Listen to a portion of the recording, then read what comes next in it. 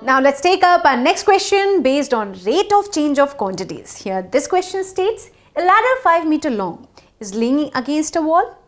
The bottom of the ladder is pulled along the ground away from the wall at the rate of 2 centimeter per second.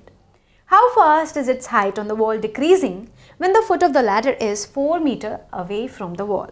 So this is a very interesting question which you clearly find in your day-to-day life. Here you can observe, I have a ladder leaning against a wall. Clearly, when this ladder is leaning against a wall, it is forming here a right triangle. You can see the length of the ladder is 5 meter. Let's consider that its height on the wall is h and its distance of the foot of the ladder from the wall is, let's suppose, y meters. Now, clearly this is a right angle triangle. So, you can also apply here Pythagoras theorem to obtain a relationship between h, y and 5. That will be clearly given by h square plus y square equal to 5 square, that is 25. Now, in this case, you are being asked that when this ladder is pulled from the foot of the ladder along the ground and you are pulling it away from the wall, then in that case what will happen? Its height on the wall will definitely decrease. You can clearly find it is decreasing. And here in this question, you are being asked to find its height on the wall when foot of the ladder is 4 meter away from the wall. So, I am taking up that height on the wall of the ladder is h meter and distance of the foot of the ladder from the wall is y meter. As it is being pulled along the ground away from the wall at the rate of 2 centimeter per second. So, that will be clearly given in this case by dy by dt. Here in this case, dy by dt is basically 2 centimeter per second. Now, I have obtained this. Next, you need to find how fast its height on the wall is decreasing when foot of the ladder is 4 meter. Let's get back to this case. Here, when the foot of this ladder is 4 meter, what will be the height of this ladder on the wall? So, you can clearly find a right angle triangle here. As it is a right angle triangle, we can definitely apply here Pythagoras theorem in this triangle. Using that, you get h square plus y square equal to 5 square 25. Obtaining a relationship through that, you get that h square is equal to 25 minus y square. So, h is basically square root of 25 minus y square. I have obtained h. Next, I have to obtain the rate of change in h with respect to time. That means you need to find how fast this height is decreasing when the ladder is pulled away from the wall along the ground. So, we need to find here dh by dt. Let's try to obtain that. One more thing you need to observe here, that this dh by dt need to be obtained when we have this distance y of the foot of the ladder from the wall equal to 4 meter. When this y is 4, length of the ladder will remain same 5. What will be this height h? Using Pythagoras theorem, you can clearly see these are Pythagorean triplets. So, this height will be definitely 3 meters, 3, 4 and 5. So, taking that into consideration, next I could write here that since I have h square plus y square equal to 25, which implies here h is equal to square root of 25 minus y square. Taking that into consideration, now I figure out here dh by dt as I need to obtain the decrease in the height. So, I am obtaining here rate of change in the height with respect to time. So, differentiating it, or you can say here I am finding the derivative of square root of 25 minus y square with respect to time. So, on differentiating it using the chain rule, I obtained here 1 upon 2 into square root of 25 minus y square into minus 2y into dy by dt. So, here on simplification of this quantity, you can clearly observe here I get dh by dt is equal to, you can see 2 also gets cancelled and I am left out here with y upon square root of 25 minus y square, where it is dy by dt. So, here we had to find it when y is equal to 4 meter. It was clearly given y is equal to 4 meter. I will be substituting that very value here, and dy by dt can be easily substituted as 2 centimeter per second. So, let us put it here. On substituting that, now I could write, now when y is equal to 4 meter, there I get dh by dt clearly equal to 4 upon square root of 25 minus 4 square, and here dy by dt is basically 2 centimeter per second. I can write it in the form of 2 meter per second as 2 upon 100 meter per second. That will clearly give me the value of dh by dt. So here this is the value of dy by dt, where earlier it was in the form of 2 centimeter per second. I am trying to write it in the form of meters per second. So on simplification, next you are going to find here, this will be equal to 8 upon 300 meter per second. You can easily convert it in terms of centimeter per second, and to convert it in terms of centimeter per second, you will be multiplying it with 100, and this will next simplify to the value 8 upon 3 centimeter per second.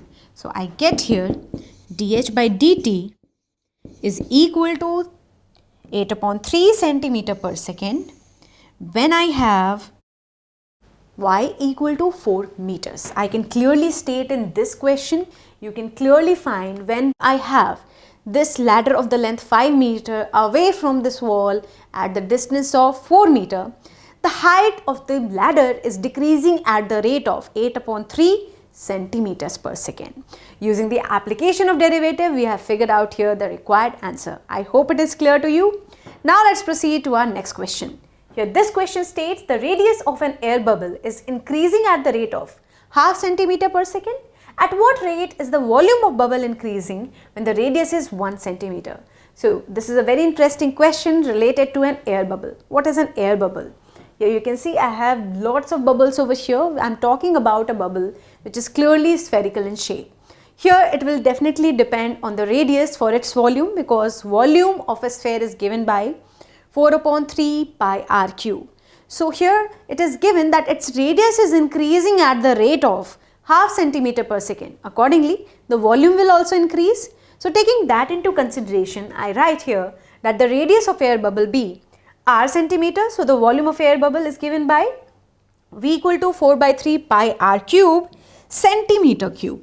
Now this is clearly given, and here the rate of change of the radius is clearly half centimeter per second. So I have been provided that here dr by dt is clearly equal to half centimeter per second. Taking that into consideration, now I am going to obtain rate of change of the volume when radius is 1 centimeter. So now I could write here dv by dt will be basically derivative of 4 by 3 pi r cube with respect to time. So this is clearly given by 4 by 3 pi into 3r square dr by dt. Where when you will be simplifying this, 3 gets cancelled. I have here 4 pi r square, and clearly dr by dt is half centimeter per second. Substituting that value here, this gets further simplified to the value 2 pi r square. So this is 2 pi r square as dv by dt. Now you need to figure out the rate of change of volume when radius is 1 centimeter. So I could clearly state, since dv by dt when radius is equal to 1 centimeter, this will be clearly given by 2 pi into 1 square, that is equal to 2 pi centimeter cube per second. So you can clearly see this is the required increase in the volume.